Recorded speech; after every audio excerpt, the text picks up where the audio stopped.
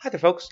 My name is Ian Finley. I'm the Director of Theater here at Research Triangle High School, and this is a short video for professional development purposes on developing a reading list that is more inclusive and speaks to the wider diversity of student backgrounds and experiences than might be typical. So for my junior and senior theater classes, we look at a lot of different texts. The juniors specifically at American plays of various different styles, realism as well as expressionism, absurdism, theatricalism. And then with my seniors at world authors, again with a diversity of different styles. The problem is that all of the plays I had been working with come from the Western canon and all are very, very good. But a student pointed out to me that they virtually are all written by dead white men. And this is a problem. And it's a problem I've been wrestling with for some time because I want to make sure that students have a diversity of theatrical styles that they're exposed to, not just sort of modern realism. And also the plays they're exposed to are really very good so that they can really grapple with them and become impassioned about them. That said, I'm convinced that it's possible to do that and also have a wider diversity of writers. And so I put together a different reading list. And then this video just sort of talk about the process for that, so it might be useful for other teachers looking to try and make sure they have high quality texts in the classroom, but also a more diverse set of writers and experiences. So the people that I spoke to on this, because I am a white guy myself, just to get a background, are Lemaire Jones, who worked in the education department at Cincinnati Rep, as well as John Harris, who's a professor at UNC Chapel Hill. And in talking with them, we sort of figured out a way of approaching the reading list that might be useful.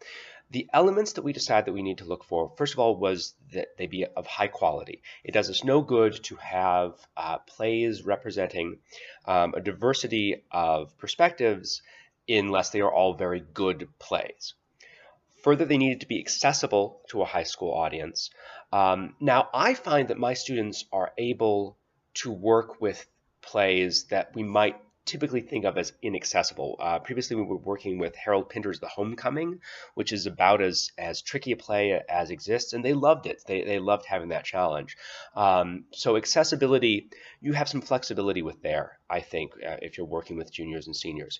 A third element is that be appropriate for high school, and this is one of the real challenges, in that some of the more diverse voices in modern theater of the last 20 or 30 years are great and are wonderful, but are not necessarily appropriate for a high school classroom. This is the problem in English classes as well, right?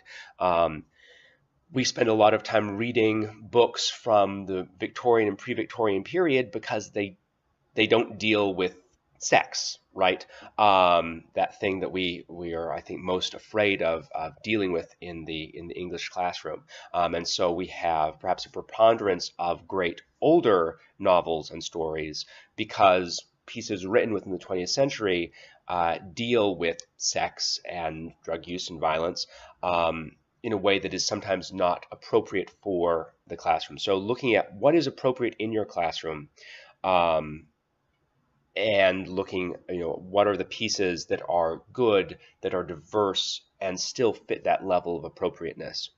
And the fourth element for this specific assignment, and maybe true for your classroom as well, is usefulness. That is, they, for the first assignment in their junior year, they're going to be performing scenes from these plays. For the second assignment in the junior year, they're going to be designing design portfolio sets and costumes for these plays. So they need to be plays that are that you can do those things with. For example, my classes are still predominantly white Caucasian students. We have some diversity of students, and we're pushing toward that. But I would say that 40 to 50% of my students are white. Um, that makes it difficult to do, for example, a play like Fences, which is absolutely spectacular play, um, but only has African American characters. It would prevent my students who are white from doing those scenes, um, although it would be a great opportunity for my students who are African American. Um, so trying to make sure there's a balance of roles that will allow all of my students to take part in them, because we don't just read these texts, we actually use them. So trying to find texts that were useful in that way. So those were sort of the elements I was looking at. And the process that we worked out was, instead of so I started backwards. I started by looking at diverse writers, and it was sort of overwhelming. And the pieces I was reading varied greatly in terms of quality and varied greatly in terms of appropriateness. And so we went backwards from there. And this is what I would suggest. This may be the most useful part of this video for you if you're creating a reading list, is to start with high quality material. To start with known works that you know are very, very good. I have a list that I've had since college of the 100 plays that you need to know to be a theater professional. And I've added onto that list. I imagine that there are sort of high quality reading lists for all disciplines that you can go to. So to start with that list that you already know the quality is great, and then to work through them looking for diversity of writers in there. And diversity can come in several different ways. The best, I think, are diverse writers, writers of color, women writers, LGBTQ writers. But it is also possible to have plays that express a more diverse viewpoint, even if their authors are not necessarily diverse. In our world authors section, for example, we are including this year Athol Fugard's Master Harold and the Boys, which is one of the great plays, or one of the great plays of all time, and also perhaps the greatest play dealing with the theme of apartheid.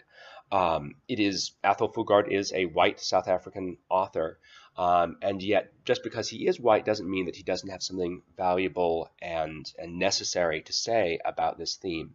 So looking at ways that a diversity of viewpoint, not just a diversity of the actual writer's background, can be used to open up a reading list,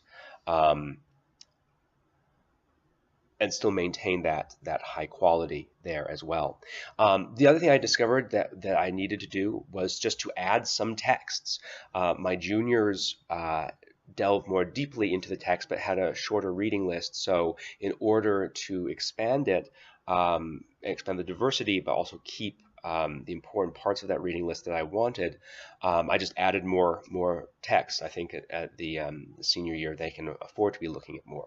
So I just want to go through that reading list, what it was before, what I've changed it to now, so you can maybe distill a few concepts from that. So looking at it says current, it's the old last year's reading list for 11th grade, which again is American authors. We were looking at all great plays. The first 4 plays, the acting plays, dealing with sort of American realism, Bus Stop, The Glass Menagerie, Our Town, All My Sons. And then moving into wider diversity of styles with the Design Project, The Zoo Story, The Laramie Project, Baby with the Bathwater, and Top Dog Underdog. And what you'll see immediately here is that even though lots of different styles and all great scripts, it's all white males except for Susan Laurie Parks, my one female writer of color. And so clearly needed to be widened. That said, I didn't want to lose that diversity of styles and that high quality of scripts. So of those 8 pieces, I kept 5 of them and replaced the other 3. Of the first 4, I kept Bus Stop and Glass Menagerie. Bus Stop because it is sort of the quintessential piece of American realism, and that sort of realistic acting is what we're focused on at the beginning of junior year. And Glass Menagerie because even though it is written by a dead white male author, he is a gay author, and he is an author writing very, very strong, compelling female characters. I replaced Our Town with Night Mother by Marcia Norman, female writer, again dealing with female characters, and All My Sons with Raisin in the Sun by Lorraine Hansberry, again female writer of color, and again dealing with themes of race. Same period, more or less, as All My Sons, within a few decades. Night Mother being much more contemporary than Our Town, and yet still dealing with grounded, realistic acting. So they were useful in that way that they still allowed us to focus on realistic acting, but opening up both diversity of writers as well as diversity of viewpoints. Looking at the second section, keeping the Zoo Story and the Laramie Project, as well as Top Dog Underdog, Susan Laurie Parks, because Albien and Kaufman both being gay writers, and Laramie Project specifically dealing with LGBTQ themes in a wonderful way. Similarly with Top Dog Underdog and Susan Laurie Parks. The change here being adding another female writer, Sophie Treadwell, in Mackinac, replacing sort of modern absurdism with mid-century expressionism. So we still have that diversity of styles, but now looking at a female author and a very distinctly female point of view. Looking at the senior list, we had 5 plays previously, and we've opened that up to 7 plays. We've kept Waiting for Godot and Top Girls. Top Girls by Carol. Well, let me look initially at the old list. The old list, yet again, 4 male authors, Caucasian male authors, 1 female author. So again, you see what the problem is. The new list, keeping Top Girls because female author with a very distinctly female point of view. Keeping Waiting for Godot because I think you have to. I think you have to have that piece if you're looking at world authors, if you're looking at 20th century styles, it's necessary. Replacing 6 characters in search of an author with The House of Bernardo Alba. Again, still a male author, but now dealing with a very distinctly female point of view, dealing with a play that's all women, actually, with very strong roles for them. And similarly replacing The Homecoming with Master Harold and the Boys. Again, a white author, but a white South African author, dealing with the question of apartheid. Replacing All in the Timing, David Ives by Almost Maine, John Cariani. They're similar in that they are short plays, romantic sort of comedy, but Almost Maine with a more diverse point of view, including some LGBT characters. But again, if we just sort of stop there, we're basically all white authors, and I figured this needs to change a bit. So we added as well Death and the King's Horseman by Wo Soyinka. This is a more challenging play. This, I think, bumps up against our accessible question, but a great play dealing with race, dealing with the very concept of imperialism and expansionism in Africa, and yet still being useful for us in that it has black characters as well as white characters, so we can use them and still cast from it. And then Death and the Maiden by Ariel Dorfman, because I realized we needed to represent also the South American perspective on this, that diversity doesn't just mean white and black, but that there are other cultures as well. But both of these plays, Death and the King's Horseman and Death and the Maiden, very, very excellent plays, incredibly well built and useful for us. So opening up the the reading list there as well to make sure that there was a diversity, not just of perspectives, but also diversity of writers there. So those were the changes I made to the reading list, and we're going to implement them this coming year, this 2017-2018 year, and then I'll post a video again to see how it went. Thank you again. I hope this has proved useful.